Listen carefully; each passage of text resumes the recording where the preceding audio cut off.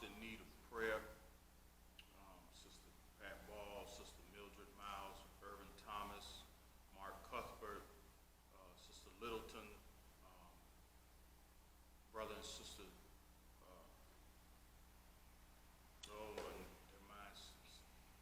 their name slips my mind, but brother and sister Butler.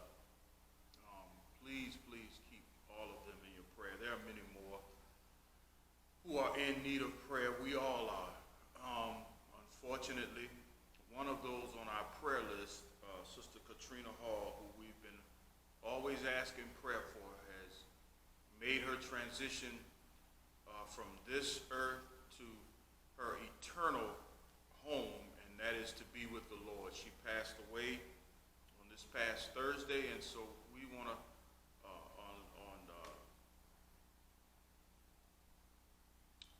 lift them, Brother Hall, Cordell Hall, up in prayer, and we want to keep continued prayer for her family. For I know it's tough on them. It's tough for me to even talk about because she was so encouraging to me in my ministry, always encouraging to me. And so I would ask that you keep them in your prayers, keep my Uncle Cordell in your prayers, keep all of her family in your prayers. And I know that many of you understand what that's like to lose a loved one to death. And many of us have had loved ones pass away and leave us from this earth just in this year alone. And so we have gone through so much, church, and we just continue, though, to put our faith and trust in the Lord. And I'm not going to keep you long, but I thought it'd be fitting to launch into another study for our Bible class. And I want us to study the providence, the prayer and providence of God, and how those two connect. The prayer and providence of God. We're going to look at some series of lessons concerning that for our Bible class. The prayer and providence of God, that the child of God must pray, the child of God must trust in the providential working hand of God. Well, before we get to that, we're going to set this up by talking about one of the things that the child of God must exhibit in his or her faith walk with the Lord is patience. We're going to use the term waiting on the Lord. And oftentimes we talk about that, and oftentimes we use that word when we're talking amongst each other, when we're talking about certain things that we have been praying for and that we've been looking forward to. And really, what we're actually saying is that we're in our prayer, we're going to trust that God's providence will work favorably in our life, but we're ultimately going to wait on God for his providential hand to work all things together for good to them that love the Lord. God's providence, God, our prayer, and our willingness to wait on God is essential to see the providence of God. What do we mean by waiting on God? What do we mean when we say the child of God is to wait on God? It is simply being prepared to patiently look toward God for his guidance and accepting, the timing he proposes. Waiting on God can lead to an atmosphere of expectation and confidence in God and a realization of the unreliability of our own judgment. Now, I'm going to read that again so that you can get that. Waiting on God is to be prepared to patiently look toward God for his guidance and accepting the timing of his process. And herein lies the tension between us and God, actually. It is when we have to wait patiently on God's providential timing, his eternal timing. We are in tension with God when we are forced to have to wait on whatever God declares for us. Whatever God has deemed for us, we must wait. And oftentimes, even in waiting, when God reveals the answer, sometimes we just don't like the answer, even when it comes to death. But might I suggest to you, dear children, that even in death, God has answered prayers. For the child of God who has suffered so long with sickness and pain, God's prayer, God's answer to our prayer is to relieve them of such pain, of such misery, of such hurt. Now they are in forever the presence of God.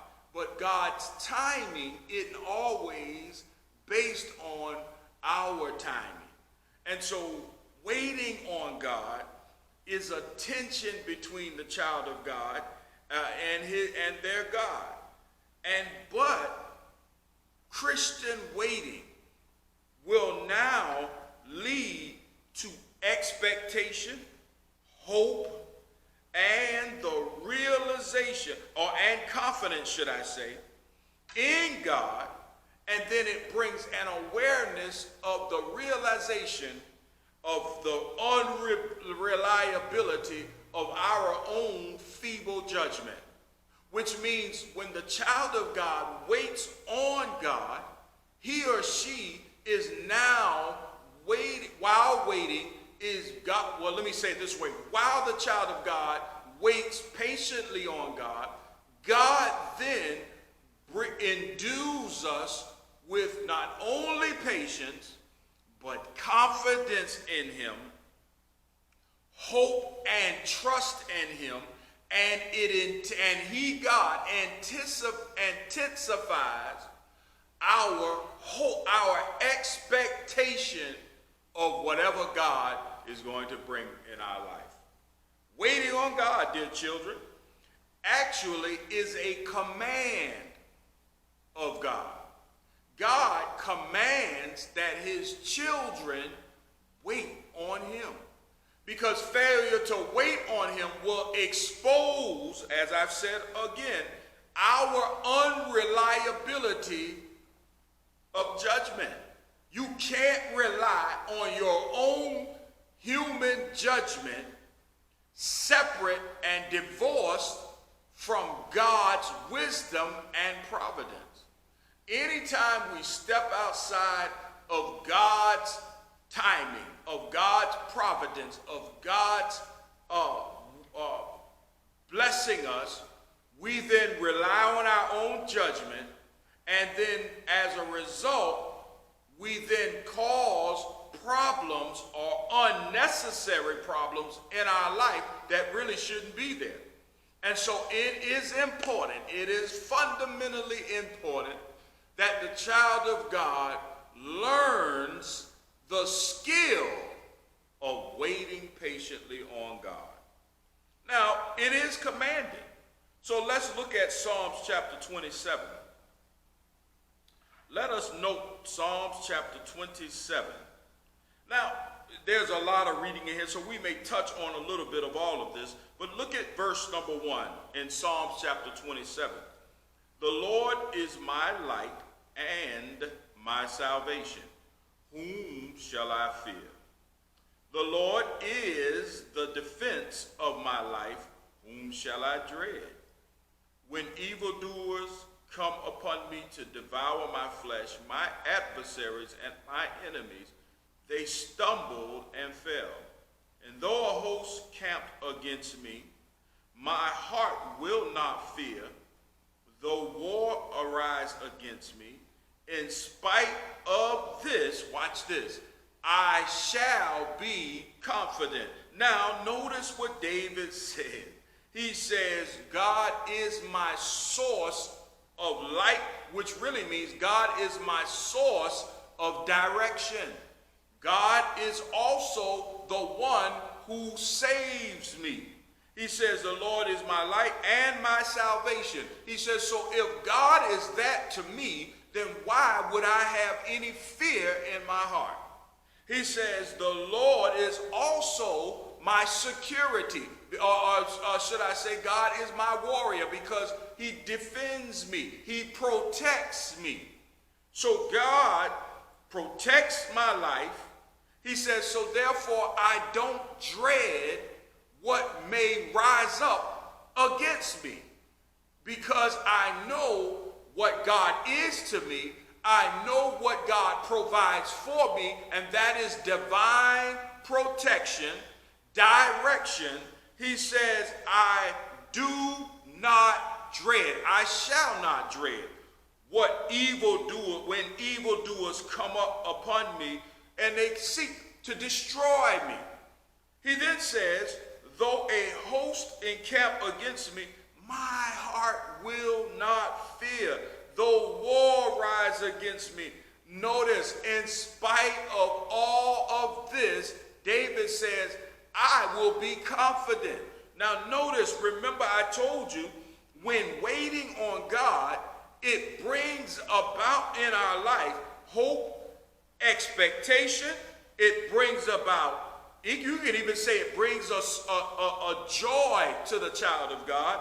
But, and more importantly, it brings confidence. It breeds confidence in our God.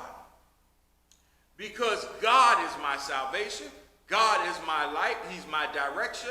God is my defense. He's my protection. And he says, and because of all of this, I have complete confidence in God. I have the highest level of confidence in who God is and what God means to me. Now notice, he says, one thing I have asked from the Lord is that I shall seek. So now notice in his prayer, look at this. He says, there is something I'm asking of God while waiting. There is something that I shall seek while waiting. And here's the thing, waiting on God does not mean inactivity. Waiting on God means you go about your daily life, but you have prayed and given it to God. You've offered it to God with confidence that God will do what he said, how he chooses to, and when he chooses to, because you know what God is to you, and you know what God provides for you. Now he says, I've asked, one thing I have asked from the Lord, and he says, and I'm going to seek it.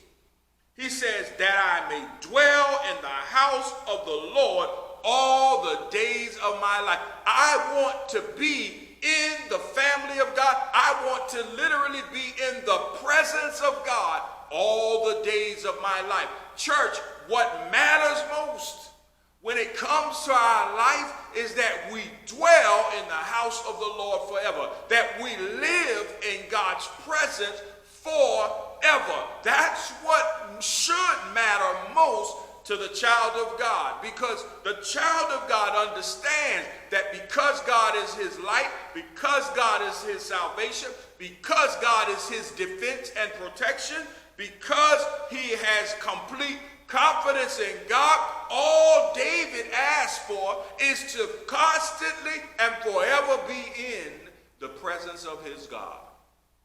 Now notice, he says, to behold the beauty of the Lord and to meditate in his temple. For in the day of trouble, he will conceal me. Look at this, church. Now, not only will he protect me, but he's going to hide me. He's going to keep me. That's why it's essential to seek the presence of the Lord daily in your life, because there are some things God can do and only God can do. Only God can protect and provide for you and keep you from the traps and the snares of your enemies and keep you from being destroyed by your enemies. Only God can be a true light and salvation to you. Only God, look at this, church, can cause you to dwell in his presence forever. Only God can endue complete confidence and trust in him. It is only God who can hide you in the secret place. Look at this. David says, in the day of trouble, God will conceal me in his tabernacle. In the secret place of his tent, he will hide me. And church, let me just suggest to you, there are some things God hid you from that you did not know was coming your way. There are some things God kept from you. It's just like the hurricane. Church, we have had many hurricanes. Think about it. So many hurricanes that have started out headed towards Savannah, headed towards our city, and all of a sudden there are some things, the way the city of Savannah sits, that hurricane, while headed in our direction at first, will then detour, go back out into the water and head further up the coast. Here's why. Because God knows how to hide his children from days of trouble. When you understand that God is who he is, God has the power to protect you, God is your defense, God will reveal his presence to you daily, God is your light and salvation, you cannot help but have complete confidence in him. And church, here's what you also ought to do. You ought to wait on him. It ought to bring about trust and patience on God to deliver for his child of God. Yep, he says, that I may dwell in the house of the Lord all the days of my life, to behold the beauty of the Lord and to meditate in his temple. Now drop down, look at, notice, he says, verse 6, the latter part of chapter 27, verse 5 says, in the secret place of his tent, he will hide me, and he will lift me up on a rock. Not only will God hide me and conceal me from days of trouble, but God will lift me up. God will exalt me. God will build me up, not man, God. And what David is understanding is that it's all by the hand, providential hand of God. And when God raises me up above the days of trouble, David understands who he is to praise for such deliverance, for such victory, and he understands that it is incumbent upon me to wait on only a God who can do this, only a God who can act in such a way. He says, and now my head will be lifted up above my enemies around me. And I will offer in his tent sacrifices with shouts of joy. I will sing. Yes, I will sing praises to the Lord. So now God is his protection.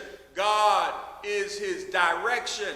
God is his confidence. And God now deserves, David says, my praise. David says God conceals me. He hides me in the tent of his tabernacle. He keeps me in the days of trouble. And he says, and when my enemies encamp around me, God raises me up above that. David says only God deserves such praise. Only God. He says, and yes, I will sing praises to the Lord.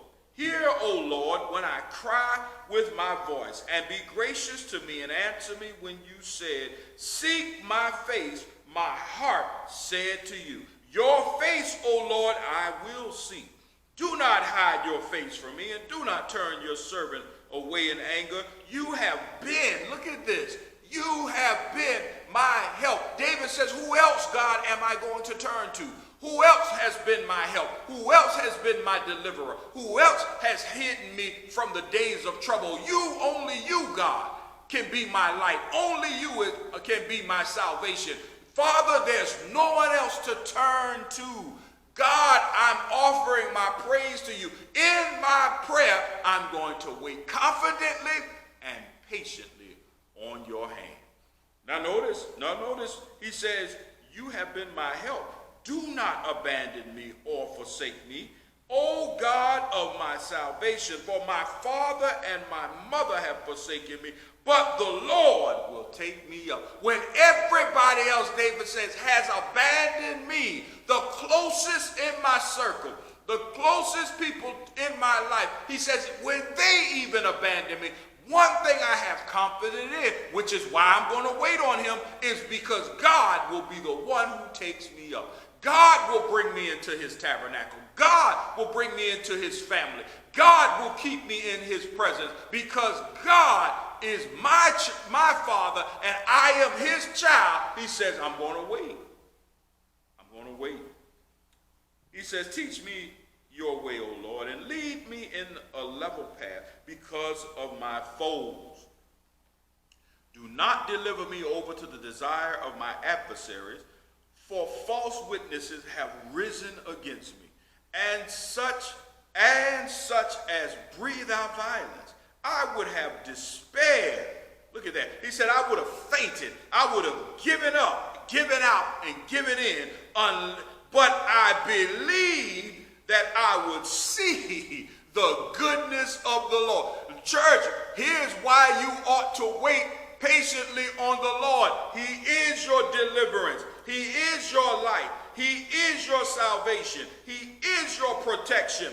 He is the one who conceals you from days of trouble. He is the one who will lift you up above your enemies. He is the one to be praised because of his mighty hand. He says, but also he is the one that I long to see his good. David says, I will see his goodness. I wait patiently on him because God is going to do a good thing in my life. All things work together for good, but it isn't always good in my life. I understand that, but I wait on God's goodness to come about in my life. He says, in the land of the living, wait, there it is, for the Lord. He said all of that to get to his main point, and that is wait on the Lord.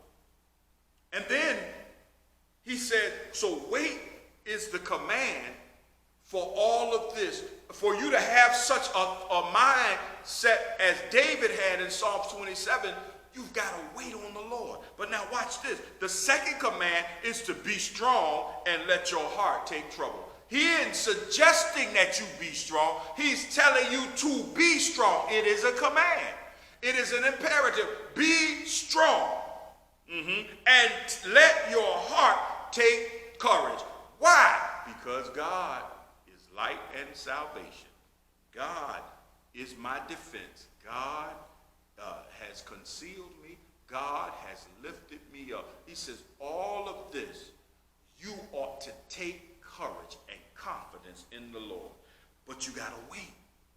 You have to wait for the Lord. And then look at how he ends chapter 27. Yes, wait for the Lord. You want this kind of courage? Wait on the Lord. You want this kind of confidence? Wait on the Lord. You want your days to get better? Wait on the Lord. You want peace in your life? Wait on the Lord. Even when life has shaken your faith, when you are perplexed and you have no idea what's going on or even why calamity and adversity has struck your life, David says, wait on the Lord. Wait on the Lord. Have confidence in him. Wait on the Lord. Look at Psalms chapter 37. Look at Psalms chapter 37, if we may go there. Psalms chapter 37. Notice again how David starts the psalm off. Do not fret because of evildoers. That's a command. He says, do not fret because of evildoers, and be not envious towards wrongdoers.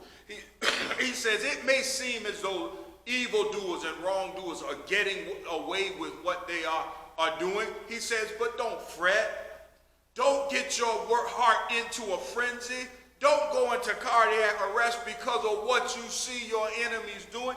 Fret not. Why? For they will wither quickly like the grass, fade like the green herb. Trust in the Lord and do good. Didn't I tell you waiting on the Lord is not inactivity?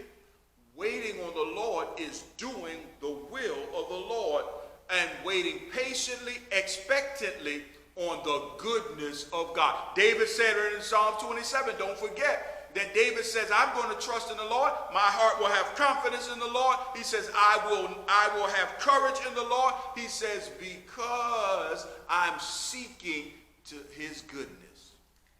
So David says, dwell in the land and cultivate faithfulness. Do you look at that? While trusting in the Lord, waiting on the Lord, you do good. You cultivate faithfulness. Look at that. While waiting on the Lord, you are cultivating, molding, and shaping faithfulness. And then he says, he will give you the desires of your heart. Look at that. Delight yourself in the Lord, command, and he will give you the desires of your heart. Commit your way, command, to the Lord. Delight in the Lord, right? In other words, delight in how God pampers you. This is what the idea of the word is, to one who is pampered, one who is well taken care of. Delight, and what did David say in chapter 27? That I will seek his goodness. God's goodness, all of how God pampers you, all of how God takes care of you, how he loves on you, how he unconditionally forgives you and he treats you with his goodness, his kindness, his mercy. He says, delight in that. While trusting and waiting on the Lord, he says, and he will give you the desires of your heart, but you have to commit your way to the Lord. Yeah, second command, commit. Yeah, be loyal to the Lord. Be diligent to serve the Lord. Be committed, fully committed to the Lord. Then he said, trust in him and he will do it. I'm telling you, but you got to wait on the Lord. You've got to wait on his providence to work in your life. It's already working, but you got to wait until it comes to reality. You've got to wait on the Lord. Wait